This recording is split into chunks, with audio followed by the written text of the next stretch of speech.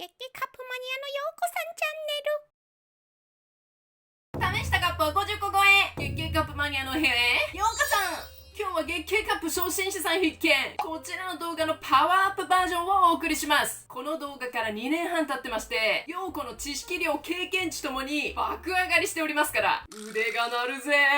この大きさのものを膣内に挿入しますから、いくつかのコツや知識が必要です。そしてこれからデビューする人にとって、月経カップの扱いがよくわからないのはもちろんなんですが、自分の膣もよくわからないというのが正直なところだと思います。もう言ってしまえば全てが初めて。知識やコツがないまま挑んでも成功するまでに余計な時間と労力がかかりますので、私や先輩ユーザーの体験談を踏まえて皆さんが最短距離で成功できるように今日はたっぷり詰め込みたいと思います。概要欄のメニューもうまく活用しながら自分のペースで一つずつ消化していってください。それでは早速いってみよう。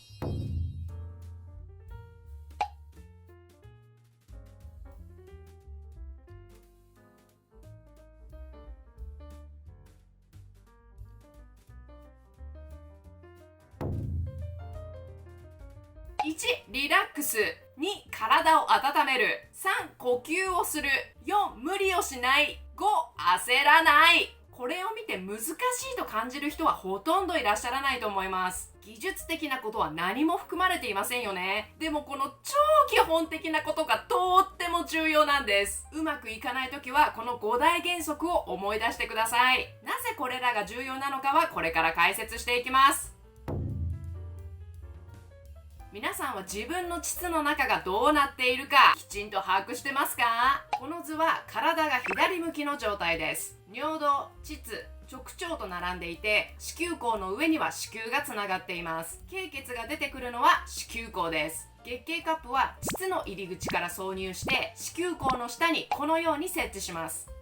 月経カップが下がってこないのは膣の壁の収縮性や筋肉、そしてカップの密閉性を利用しているからです。この解剖図で覚えておいてほしいのは2点です。まず1点目は、一般的に膣は入り口から後方に向かって斜めに伸びていますので、月経カップを挿入するときは尾てい骨や肛門を目指すイメージで挿入しましょう。ポイント2点目、これは必須ではありませんが、知っていると助かるかもしれません。子宮口の高さです。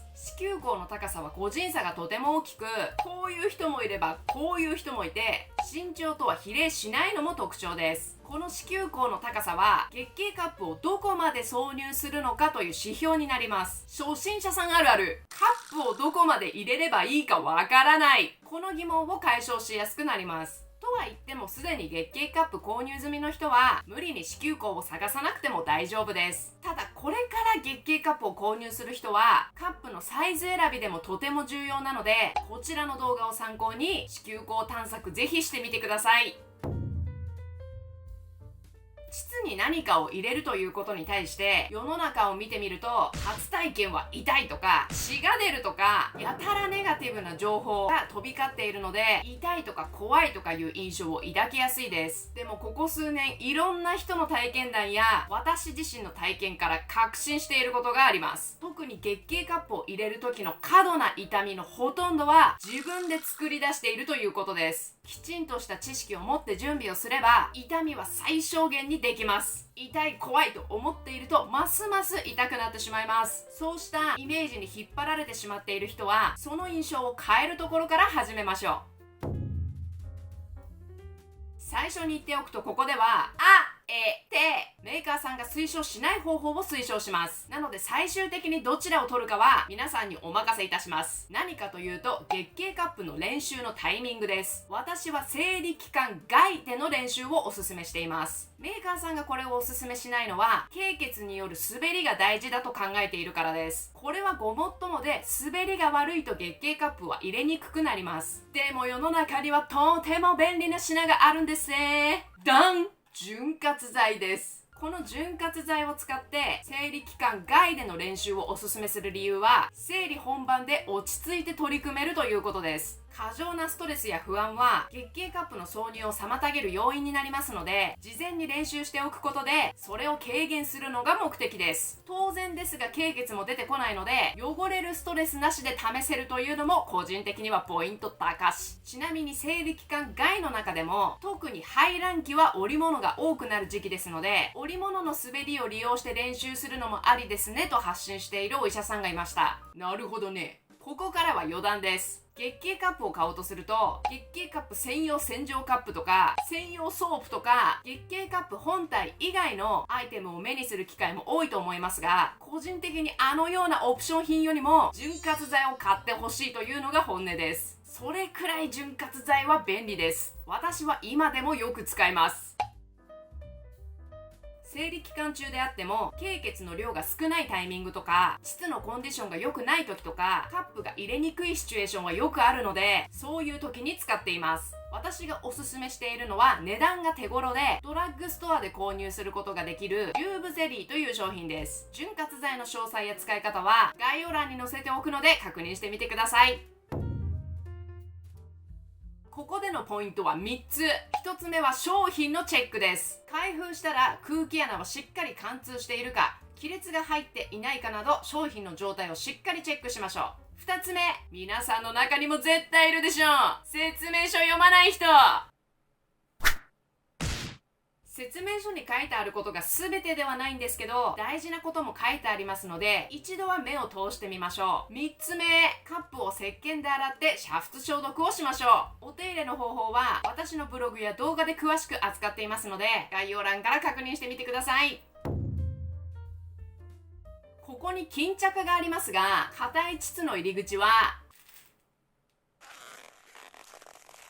この状態。こんな状態で月経カップを無理やり入れたら誰でも痛いです。このぎゅうぎゅうの巾着を緩めてあげるのが体の準備です。頭、体、心の3方向から準備をしていきます。まず頭というのは知識ですね。怖い、痛いという印象のままだと体にグッと力が入ってしまって膣もグッとなってしまいます。そうすると膣の入り口はぎゅうぎゅうの巾着状態。前の目次でお話ししました。きちんと準備をすれば痛みは最小限に抑えられるという事実を知っておくことで、リラックスした体を作りやすくなります。次に体と心の準備です。リラックスして体を温めましょう。体を温めてリラックスすると体がほぐれるので、膣の入り口も柔らかくなりやすいです。手っ取り早くお風呂に浸かるのがおすすめ。初心者さんに多いのはとにかく痛いということ。これは初体験がまだであっても、タンポンを使ったことがあっても、なんなら出産経験があっても痛い人は痛いんです。先ほども出てきたように過度な痛みはほとんどのケースが自分で作り出しています。準備をすれば痛くないということ、体を温めて深呼吸をしてリラックスすること、こうして月経カップを挿入するための体の環境を作りましょう。ちなみに回数を重ねるうちにお風呂に入らずとも難なく挿入できるようになります。いろいろな準備を意識的に行うのは最初のうちだけです。そして最後に爪。長いネイルや多少のデコレーションがあっても使う方法はありますが、慣れるまでは短い爪が確実です。それでは実践です。場所はお風呂場、服装は全裸がおすすめ。体を好き放題動かせて、どんなに汚れてもストレスフリーな状態にしておきましょう。詳しい解説は次の項目でがっつり解説いたしますので、ここでは流れをつかんでくださいね。まずは体を温めて深呼吸。バスタブの縁を掴んでヤンキー座り。膝の内側をバスタブに押さえつけます。忘れずにゆっくりとした呼吸を継続してください。お好みの方法で折りたたんだカップのリムを水もしくは潤滑剤で濡らしたら、しっかりホールドし、カップを持っていない手で膣の入り口を開いて挿入していきます。カップのお尻が膣の中に収まったところで一度リラックス。繰り返しになりますが、呼吸は忘れないでください。好きな体勢をとったらスクイーズを使ってカップを正しい位置に正しくセットします。ステムやカップのお尻を軽く引っ張って抵抗を感じれば OK。 あとはナプキンをして様子を見ましょう。では詳しく解説していきます。まず最初にとても大事なこと、最初から終わりまでいつ何時もやめる時も健やかなる時も呼吸は意識的に行ってください。私も新しいカップに挑戦するときは未だにやりがちなんですけど、集中しすぎて呼吸がめちゃくちゃ浅くなります。常に呼吸と意識してください。次に挿入時の姿勢です。私がとっていた姿勢は正式名称アジアンスクワットと言います。立位、中腰、片足を上げるなど一般的に推奨されている姿勢でももちろん OK です。でもこのアジアンスクワットには優秀な点が3つあります。1つ目は膣がしっかり開く点です。月経カップをスムーズに挿入するためには痛みを感じない程度に膣の入り口を思い切り開くのが重要です。アジアンスクワットではバスタブに膝の内側を押さえつけていますから、強制的に足が全開、つまり膣が全開になるんです。もちろんカップを持っていない手も使って膣の入り口を広げてください。ポイント2つ目は足が閉じるのを防ぎます。皆さんなるべくリラックスしようと努めていると思いますが、それでもちょっとした痛みや不安がよぎると体が緊張し始めて足も知らぬ間にどんどん閉じてしまいます。そうするとカップはますます入りにくくなりますし、痛さもますます増してしまいますが、足を押さえつけていますので足が閉じることはありません。ポイント3点目、正しい方向に挿入しやすいという点です。ステップ2で月経カップは肛門や尾てい骨を目指して挿入しましょうと言っていたのを覚えていますか？この体勢だとそれがやりやすいんです。ぜひ試してみてください。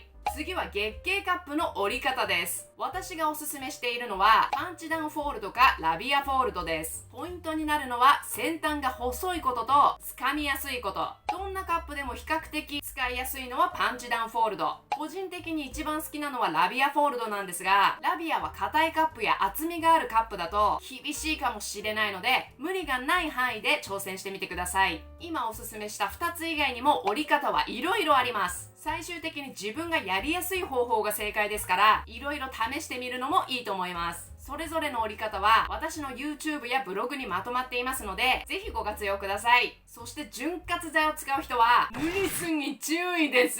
間違ってもカップ全体をヌルヌルにするのはやめましょう。滑ってしまって挿入どころではないですし、カップを床に落としてしまうリスクもあります。私は手の甲に適量垂らしておいて、折りたたんだカップの先端だけを濡らすようにしています。もしくは膣側に潤滑剤を塗っておくという人もいて、使い方はそれぞれです。とりあえずカップ全体をヌルヌルにすることだけは避けましょう。あと潤滑剤がない人は水で濡らすだけでもだいぶ変わりますのでお試しあれ。続きまして2段階挿入を意識して挿入しましょうということです。初心者さんあるある、どこまで入れればいいかわからない、これをシンプルに解決します。まず段階1はみんな同じです。カップを実際に入れてみると分かりますが、膣の入り口付近 1,2 センチくらいは膣の奥側に比べると比較的狭くなっています。これはお腹側に恥骨があるからなんですが、この恥骨ゾーンをカップ本体が通過するのが段階1であって、最も苦戦する過程だと思います。指でリングを作っているこの部分を恥骨ゾーンとしたら、カップ本体がこの恥骨ゾーンを抜けてこの状態になるのが段階1のゴールです。ポイントは3つ。1つ目は指の挿入具合です。私はカップを持ったまま挿入できるのはせいぜいこのぐらいです。中にはもっと奥まで入れられる人もいますが、これには個人差があります。いずれにせよ無理はしなくて大丈夫です。その人に合ったやり方が必ずあります。2つ目、膣の壁をうまく使いましょう。私も未だによくあるんですけど、いやー今じゃないな、ちょっと早すぎるなっていうところでカップがパコって開いちゃうんですよね。カップが開くタイミングをコントロールするために膣壁を使います。膣の壁にカップを折りたたんだ側を押し当てながらちょっとずつ進めるという方法です。言われないとなかなか気づかないかもしれないので、いざという時は思い出して実践してみてください。あとはある程度までカップが入ったら、膣の入り口に添えていた手をカップに添え直して両手を使うというのも有効です。3つ目、恥骨の避け方。恥骨エリアで一番障害になるのはもちろんお腹側にある恥骨です。お腹側に比べてお尻側の膣内には余裕があります。なのでカップの折りたたんだ側をお尻側に向けるとスムーズにいくことがあります。特にパンチダウンフォールドやラビアフォールドの人は試す価値があるかもしれません。手骨エリアを抜ける瞬間は感覚でわかるはずです。いろいろ試行錯誤してこの状態まで来ると、手を離してもカップが出てきてしまうことはありません。続きまして、痛さを感じる時のコツです。ポイントはまたまた3つ。1つ目、痛みを感じるのは膣の入り口付近だけです。ちょうど恥骨エリア付近ですね。これを知っているのと知らないのとでは大違い。奥に入ると痛みはなくなりますので安心してください。2つ目はこうしたテクニックがあります。こちらの動画をご参照ください。痛い。月経カップを入れようとした時、痛さにヒーヒー言っている人にコツをお教えしましょう。痛いと思った瞬間、カップを抜いてはいけません。かといって押し込んでもいけません。その場でカップを止めてください。そして深呼吸を続けます。さらに今一度姿勢も確認です。足はしっかり開いてますか？片方の手で膣の入り口をしっかり開いてますか？痛さが緩和したら少しだけ押し進めてみましょう。カップの進行方向は尾てい骨です。また痛んだら同じことを繰り返します。カップで膣の入り口を鳴らしていくイメージです。ただし無理は禁物。挿入の詳細。最後3つ目、無理は厳禁。さあ、段階1をクリアできた皆さん、お疲れ様でした。一番の山場をクリアしました。ただこの段階だとステムがまだ出てますし、密閉できていなかったり折り曲がっていたり正しく設置できていない人がほとんどだと思います。それを修正するために段階2が必要なんですね。段階1をクリアしてお疲れの人も多いと思うので、ちょっと一息ついたら段階2に進みましょう。段階2での姿勢は必ずしもアジアンスクワットである必要はありません。今からお話しする作業がやりやすい姿勢で行ってください。私の動画ではスクイーズと呼んでいる技なんですが、簡単に言うと膣を締めたり緩めたりしてカップと膣壁の密着度を高めつつ、カップをもう少し奥にするという作業です。難しく聞こえるかもしれませんが、誰でもできる方法を今から解説しますから、ゆっくりチャレンジしてみてください。まず片手でカップのお尻を掴んで、さらに奥に入れ込むつもりでカップを軽く押してください。軽くですよ、軽くね。そして同時にカップを出すつもりで軽く息んでみてください。今力関係こうなってますよ。そしたら指はカップを押し続けたまま息むのをやめてください。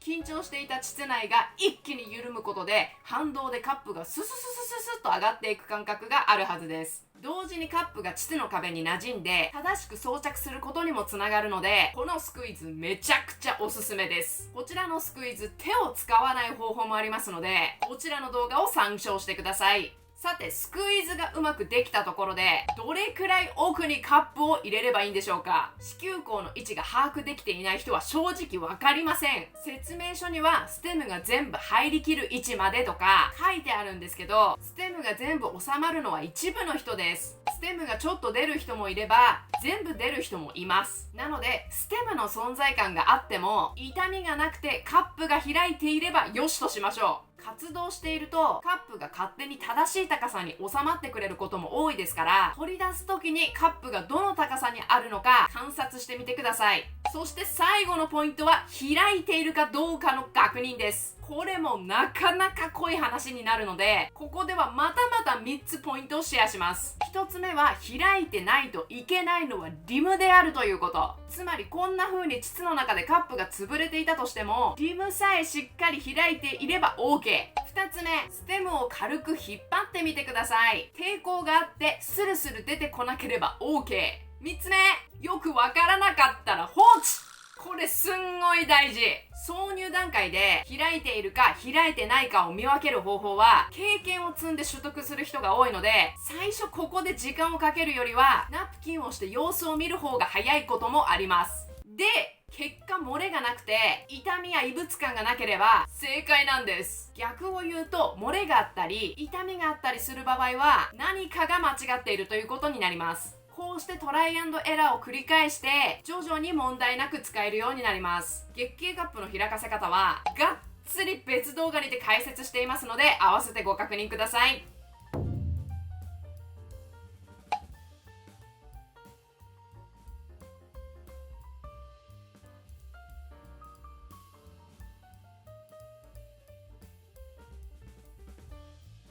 最後に3つまとめのコツをシェアして終わりにします。1つ目、挿入のプロセスがどうであれ、装着した後に存在感ない、漏れがない、この2つだけ達成できてれば月経カップは成功です。いろいろ説明してきましたが、全てのコツが全ての人に合うわけではありません。挿入方法にこれという正解はありませんので、自分に合った挿入プロセスを見つけてください。2つ目と3つ目、無理をしない、焦らない。これ冒頭の5大原則に出てきましたね。ここでおさらいです。例えば痛い体験が続くとトラウマになってしまって、その後の月経カップの使用がさらに難しくなるなんていうこともあるかもしれません。何度かチャレンジしても痛さが緩和できない時は、まだ体と心の準備ができていないかもしれませんから、頑張りすぎる前にその日のチャレンジは切り上げましょう。時間をかけて何度も失敗する忍耐力、これも立派なスキルの一つです。焦るといいことありません。うまくいかないとイライラしてくるし、集中力なくなるし、成功確率どんどん下がるしで、これは私自身身をもって何度も体験しています。疲れたりイライラし始めたりしたら、お休みして気が向いた時にまたチャレンジしてみましょう。残念ながら生理はなくなりませんから。以上、月経カップの挿入のコツを解説してまいりました。月経カップで苦戦するのは最初の数ヶ月です。それを乗り越えると、今までとは比べ物にならないくらいの快適な生理生活を手に入れることができるかもしれません。この動画を見てもなかなかうまくできないという時は、このチャンネルではお悩み解決生配信も実施していますので、ぜひご利用ください。チャット欄で質問をすると、先輩ユーザーたちからアドバイスがもらえます。周りに相談できる人がいなくても、皆さんは一人じゃありませんからね。オンライン上でいつでもお待ちしてます。それでは皆さんの月経カップライフが快適になることを祈って、グッドラック！